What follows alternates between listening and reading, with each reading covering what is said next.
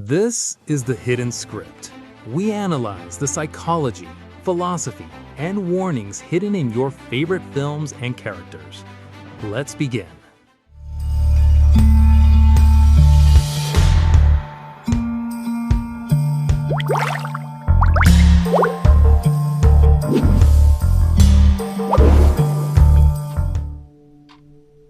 Stop thinking Breaking Bad is a show about meth.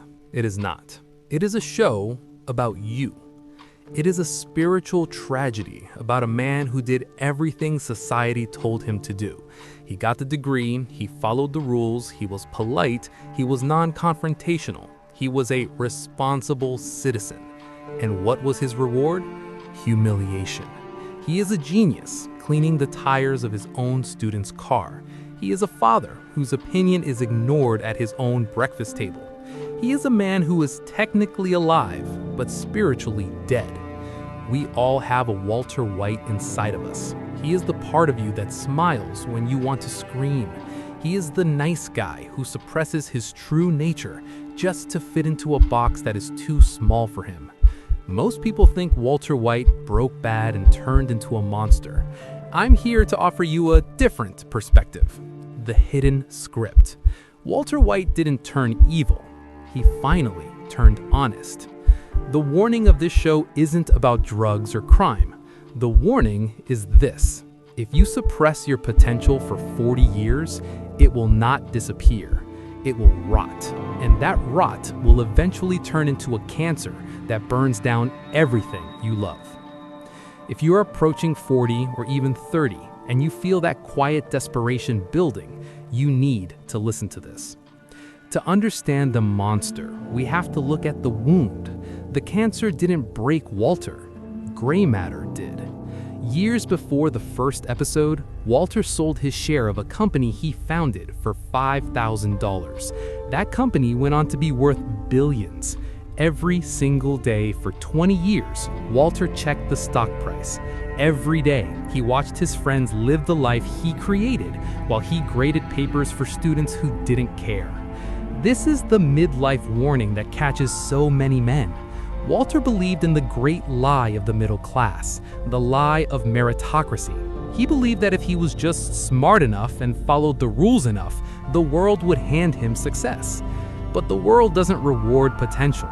The world rewards leverage. Walter had no leverage because he had no spine. He spent decades telling himself a story. I am sacrificing my dreams for my family. That was a lie. He wasn't sacrificing, he was hiding. He was using his family as an excuse to avoid the risk of failure. This is proven in the early episodes. When Elliot offers to pay for his cancer treatment, essentially solving Walt's problem instantly, Walt refuses. Why? Because it was never about the money. It was about power. He would rather die than accept charity from the man living his life. If you are sitting there right now feeling bitter about people who are less smart than you, making more money than you, stop. Bitterness is the only thing that grows in the dark. You are not a victim of your circumstances. You are a victim of your own passivity. In psychology, Carl Jung spoke about the shadow. The shadow consists of all the primal, aggressive, and dangerous parts of yourself that you hide to be a civilized person. We are taught that being a good man means having no shadow. That is wrong. A rabbit is not virtuous because it doesn't eat the wolf. A rabbit is just harmless. A harmless man is not a good man. A good man is a dangerous man who has that danger under voluntary control. Walter White was never good. He was just harmless. Heisenberg isn't a separate personality that took over. Heisenberg is simply what happens when a weak man finally tastes power. Because he never learned to integrate his aggression in a healthy way, through business, through competition, through asserting boundaries, it came out in the most toxic way possible. This is the chemistry of the ego. When you repress your drive, it doesn't vanish. It undergoes a chemical change. It turns from ambition into resentment. It turns from creativity into destruction. Walter builds an empire, yes, but he builds it out of spite. He isn't cooking meth to make money. He is cooking meth to scream, "I am here," to a world that forgot him. But to truly understand why Walter White fails, we have to look at his mirror, Gus Fring. If Walter White is the shadow unleashed without control, Gus Fring is the shadow perfectly integrated. Gus is everything Walt wanted to be, but couldn't. Gus is disciplined. Gus is patient. Gus hides in plain sight. Walt is messy. He leaves a trail of chaos everywhere he goes. Why? Because for Gus, crime was a business. For Walt, crime was an ego trip. This is a crucial lesson for anyone seeking power.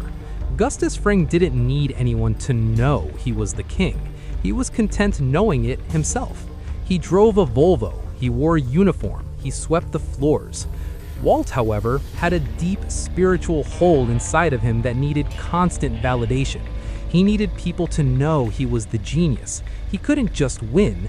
He needed you to know he beat you. This is proven in the most pathetic moment of the entire series, the death of Mike.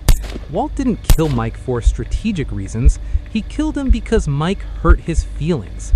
Mike told him the truth. "We had a good thing, you and your pride and your ego."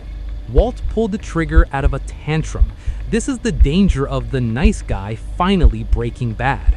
Because he never matured emotionally, he wields power like a child with a loaded gun. He has the intellect of a Nobel Prize winner, but the emotional maturity of a teenager. Gus Fring represents the integrated monster, dangerous but controlled. Walter White represents the tantrum, dangerous and chaotic. Ask yourself, are you building an empire, or are you just trying to prove your high school bullies wrong? There is a difference. If Gus is the brain, Jesse Pinkman is the soul. And this is where the spiritual tragedy of Walter White becomes unbearable. Throughout the show, we view Jesse as the junkie and Walt as the rational man. But if you look closer, the roles are reversed. Jesse is the only character who actually feels the weight of his actions. When people die, Jesse breaks down. He grieves. He suffers. Why does he suffer? Because his soul is still intact. Look at the episode The Fly. Fans hate this episode, but it is the most important psychological moment in the series. The Fly represents contamination, specifically the contamination of guilt. Walt is obsessed with killing the Fly because he cannot process his guilt over Jane's death. He is trying to sanitize his environment because he cannot sanitize his soul. Jesse, on the other hand, accepts the dirt. He accepts the pain. By season 5, the transformation is complete. Jesse is a criminal who wants to be good. Walt is a good citizen who wants to be a criminal. Walt whistles a happy tune after a child is murdered. He sleeps soundly. This is the final stage of the nice guy's corruption, numbness. He has cauterized his conscience to protect his ego. When you start sacrificing your values to feed your ambition, you don't just become bad, you become hollow. You become a shell. And in the end, Jesse, the junkie, the dropout, the failure, is the one who escapes to freedom. Why? Because he never lost his humanity. He felt the pain, and the pain purified him. Walt ran from the pain, and it consumed him. The most seductive lie Walter tells, and the lie many of us tell, is this: I did it for my family. It is the ultimate shield. It makes our cowardice look like martyrdom. It makes our greed look like sacrifice. I stay in this job I hate for them. I don't take risks because of them. But look at the cost. By trying to leave his family money, he destroyed their lives. He traumatized his son. He destroyed his wife's soul. He got his brother-in-law killed. The universe has a way of punishing lies. And in the final episode, the writers give us the moment of redemption. Not moral redemption, but truth. Walt finally looks at Skylar and says the words we waited 5 seasons to hear. I did it for me. I liked it. I was good at it. And I was alive. That moment is the breaking of the spell. He finally admits that his nice guy act was a prison. The tragedy isn't that he found his power. The tragedy is that he had to become a criminal to feel permitted to use it. He had to burn his life to the ground just to feel alive for the first time in 50 years. So, what is the warning for you? Walter White died at 52, but the truth is, he had been dead since he was 30. Don't let that be you. Number 1. Do not wait for the diagnosis. Do not wait for a divorce, a firing, or a crisis to give you permission to be great. The right time to start living your true life was yesterday. Number 2. Kill the nice guy. Stop being polite at the expense of your truth. The world does not need more obedient workers.